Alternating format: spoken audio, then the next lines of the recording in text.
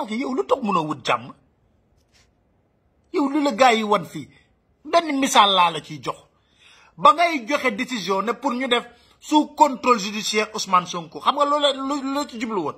pour Ousmane Sonko bañ a def tournée ci diaspora bi parce que xam nga ne diaspora bi dañ la wan ginnaaw wàccu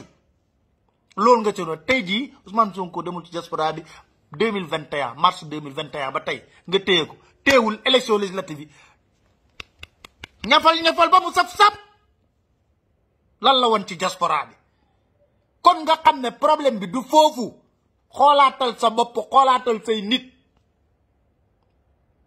gëmuñu lu dul xar fa fuufa ak i fétiche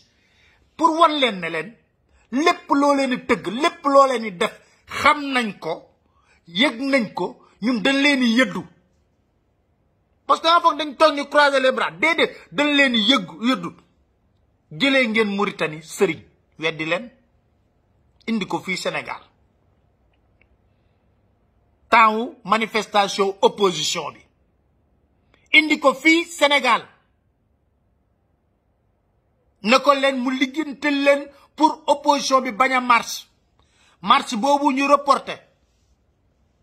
sëñ bi wax leen dama lay wax sax leen sëñ bi wax pour te dire na leen yéen seen biir sax am na nit yoo xam ne ñu seen biir mais dañ leen jéppi sëñ bi ci boppam na leen defe naa daal marche bi opposition bi bëgg a def du am ngeen sar xole di tëb di dal saraxe ren di xar nag bëy lépp luy naaw foog ne loolu la woon fokk da nga xamul ne degré de responsabilité bu ci nekk ci man ak samay moroom am na ay homme d'affaires yu wax man mii bokk naa ci ñi wax opposition bi marche bi teg leen ko ci suuf amul njariñ ndax boo leen fi génnee comme Macky Sall ni mu ko diggee den fi rey ay doomu sénégalais ba ñu jeex man bokk naa ci ñi wax ne marche bi nañ ko bàyyi ci suuf bonne volonté yi dugg ci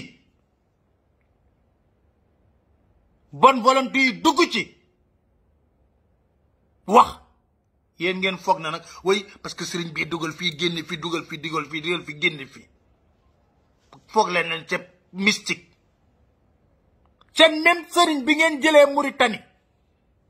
laaj ngeen ko si législative yi mun na leen doo leen egg 90 bu góorgóorloo ba góorgóorlu 80 yu teg tuuti ngeen di am na wala amul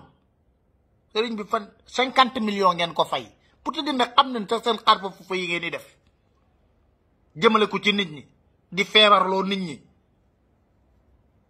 mën na leen 80 te sax amu leen 80 en réalité Macky Sall yow xam nga bu baax a baax ne les résultats réels mooy 74 députés ngeen am 74 députés pile poil ngeen am voilà les vrais résultats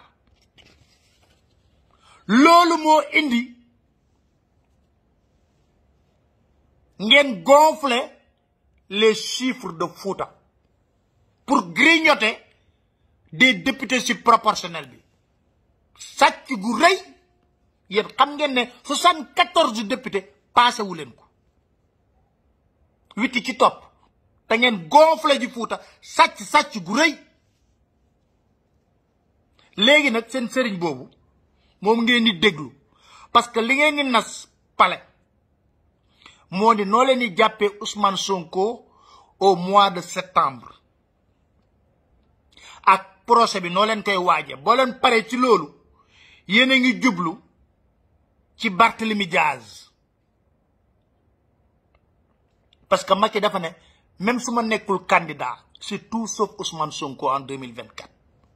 boo leen paree Barthélemy Diaz mais loolu ay pexe nit la ana pexe yàlla foo leen ko dugal ci mbir mi gëmu leen ko yéen mais ñun gëm nañ wax mu yegg sax yàlla la neex te su may wax loolu waxuma ko pour patriote yi ragal wala dara au contraire dama ne leen seen leader loo leen gën a mën a organiser wu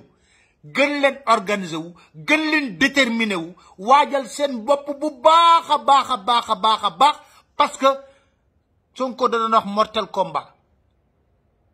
bii c'est le combat final kenn nay dund wala kenn nay dee donc patriote yi foog ngeen jóg seen bopp information laa leen di jox pale loolu ngeen di tëgg sëriñ bi nag moo ne xaar leen mu jox leen date beeg heure bu weer bu baax bi loolu yëpp yëg nañ ko